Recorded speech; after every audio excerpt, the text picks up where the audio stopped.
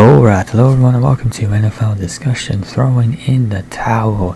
So this is one of my favorite videos to do, and it only happens during the NFL season. And essentially the premise behind Throwing in the Towel is that every week I pick one team and throw in the towel on their season. Last year, or I think the first couple of years of the channel, pretty much what I would do is I would have helmets set up, and then I would just record video from my phone, and pretty much that's how it was done. It was done with the, it was done pretty much that way. However, things have been changed now, and NFL Discussion has undergone a makeover, and Throwing in the Towel is also getting a makeover. But enough about that. Let's get into the new and improved Throwing in the Towel. Let's start off this year's segment of Throwing in the Towel, and we start off with the AFC East. The two representatives for this division are the Patriots, who came out Sunday flat and unprepared, overwhelmed by mistakes, and the Eagles capitalized with 16 first quarter points. To the Patriots' credit, they didn't quit after a bad start. They did attempt to come back, but ultimately fell short. Issues along the offensive line can't be overlooked. The running game was flat, and questions about their playmakers remain. The other team being the Buffalo Bills, and in a week where a number of highly paid quarterbacks had miserable debuts, Josh Allen might have had the biggest one of them all. A considerable amount of credit for Allen's bad play belongs to a Jets defense that is among the best in the NFL, but this has become an increasingly troublesome trend with Allen. In his zeal to make something happen offensively, he turns it over. Now, the loss is hardly the end of the world, especially in a week where the Chiefs and Bengals also lost, but those are your two teams from the AFC East. In the AFC North, we got the Bengals, who never looked right against the Browns. Burrow did miss a month of training camp and all of the preseason, and that certainly did play its part, but rustiness and rain throughout the contest are merely excuses. The bigger concern in Cincinnati is that the Browns defense manhandled a talented Bengals offense. Burrow threw for just 82 yards. Cleveland applied pressure and shut down the Bengals' talented wide receivers with 49 total receiving yards between Chase, Higgins, and Boyd. The Bengals are talented, but they need to get back on track after a rough week one. And the Steelers, to put it mildly, the Steelers have a lot of work to do before they can compete with perennial playoff contenders. Despite all the playmakers around Pickett, he threw for 232 yards, 1 touchdown, and 2 interceptions. The Steelers defense also gave up points on 4 consecutive drives at the start of the game, which allowed the 49ers to jump out to a 20-0 lead. In the AFC South, we got three representatives here: the Texans, the Colts, and the Titans.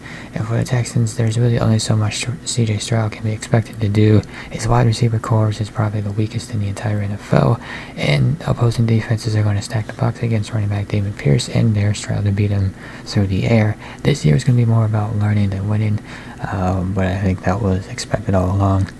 Colts, and for the Colts, the 2023 NFL season is less about winning games than it is about developing young quarterback Anthony Richardson. In that regard, Sunday's game was encouraging, or about as encouraging as the Colts could have hoped for. Granted, this team still has problems, including a disaster situation at running back, but Richardson and the Colts gave the Jaguars a game in week one, and if we can build on that performance, it will mean more for the team in the long term than a few losses in the short term. And Tennessee Titans might have a quarterback problem. This isn't necessarily news in Nashville. There is a reason why the Titans used his second-round pick on a quarterback this year, but the problem was hard to miss in week one, in which the Titans were not only out of the end zone, but Ryan Tannehill threw 3 interceptions, and perhaps there's an argument to be made that Ryan Tannehill is no longer a capable NFL starter. I don't necessarily believe that, but it's hard to overlook his performance in that game. AFC West, 3 representatives here: the Chiefs, Broncos, and Chargers.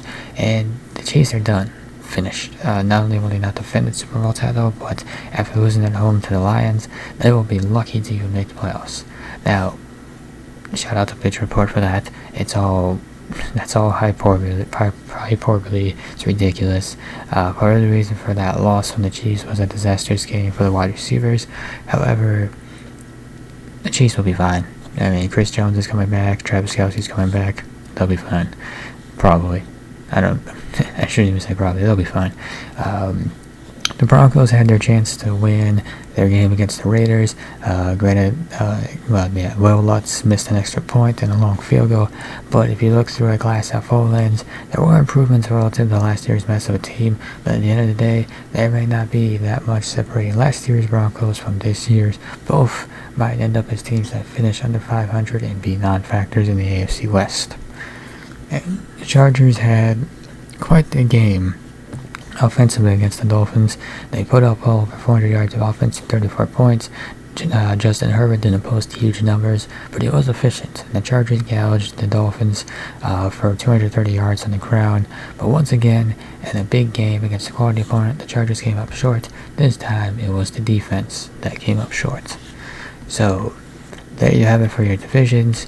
So the representatives for each division: from the East, we got the Patriots; from the North, the Steelers; from the South, the Texans; and from the West, the Broncos. And of those four, the team that will be representing the AFC is the Houston Texans. So keep this team in mind. We're now going to go over to the NFC side of things, starting with the NFC East. Lone representative here is the Giants. What was supposed to be an opportunity for the Giants to open the season with a statement win over their division rival became one of the most lopsided losses in the history of the Cowboys-Giants rivalry. The Giants managed less than 200 yards of offense, while the Cowboys tallied 7 sacks and scored touchdowns on defense and special teams. Sunday's blowout exposed the Giants as a team with real problems, like the offensive line. NFC North. We got the Vikings and Bears this week, and the Vikings entered the 2023 season aiming to repeat as NFC North champs and prove that last year's 13-win season wasn't a fluke, and also improved defensively over last year's 31st place finish. Now, if you think about yards allowed, Vikings accomplished that goal, but that's all they really did on defense. And the offense, well, it wasn't just on the defense in this game. The offense also let down the team in critical moments. Kirk Cousins racked up 344 passing yards, but he also committed 3 turnovers. And as for the Bears, well, the Packers don't have Aaron Rodgers anymore, and the Bears, they revamped their defense and their offense in the offseason, so you would have thought this would have been a year that they would have been able to exact the measure of revenge and get a win over the Packers. Or not. They didn't. This looks like the same old Bears from last year.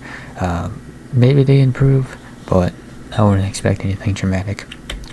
NFC South. One representative here, and that is the Carolina Panthers. And the Panthers had to know that that rookie quarterback Bryce Young would go through growing pains this season.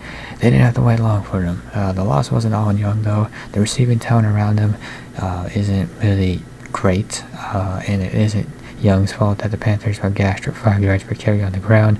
But this is a mediocre at best team with no margin for error, and if they want to start stacking wins, Young will have to raise his level of play and do more on offense.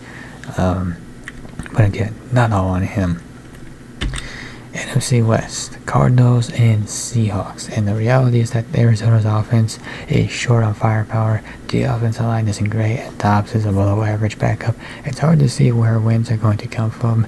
If the Cardinals are 1-7 halfway into the regular season, they'll have a decision to make about whether or not to put Kyler Murray out there once he's healthy enough to play. I've heard the talk before that maybe they don't do that maybe the Cardinals are tanking for Caleb Williams, that they're done with Kyler Murray, and they're going to sit him the rest of the year so they don't risk him getting injured and having to pay him money. I don't know if that's true. I don't know if I really believe any of that, but yeah, I'll believe that when I see it. But for now, the Cardinals don't look like a great football team with Josh Dobbs at quarterback. And the Seahawks, well, watching them lose by 3 scores to the Rams is what you could call a red flag. Seattle couldn't stay on the field. Geno Smith threw for all of 112 yards. Seahawks had 180 yards of total offense, and all of this game against a 5-win team last year, of which very little was expected of them this season. So those are your teams for the NFC. And the representatives for each division: in the East, we got the Giants; in the North, we got the Bears; in the South, we got the Panthers; and in the West, we have the Cardinals. And of those 4, which team is going to represent the NFC? that is the Arizona Cardinals. So if you recall, our representative from the AFC was the Texans, our representative from the NFC was the Cardinals. Between those two teams, who is this week's team that I am throwing in the towel on? It's the Arizona Cardinals. Look, I think everybody kind of expected Arizona to be the worst team in the league last year, and ultimately with Josh Jacobs starting at quarterback, there's only so much they're going to do on offense. Give credit to their defense. They played well week 1, but that defense is going to carry them to a winning season. Kyler Murray, will be interesting to see what they decide with him. Do they play him? Do they not play him? Are they tanking for the number 1 overall pick? I don't believe that's a thing, but if they have a high pick in the draft, do they take a quarterback? So there is intrigue around the Cardinals, but not in terms of what this team is going to be doing this season per se. In terms of intrigue in terms of what they're going to do, but not related to on-field performance, and more of like intrigue around their quarterback position. And with that will conclude this episode of NFL Discussion. If you enjoyed this episode, be sure to hit that like button down below.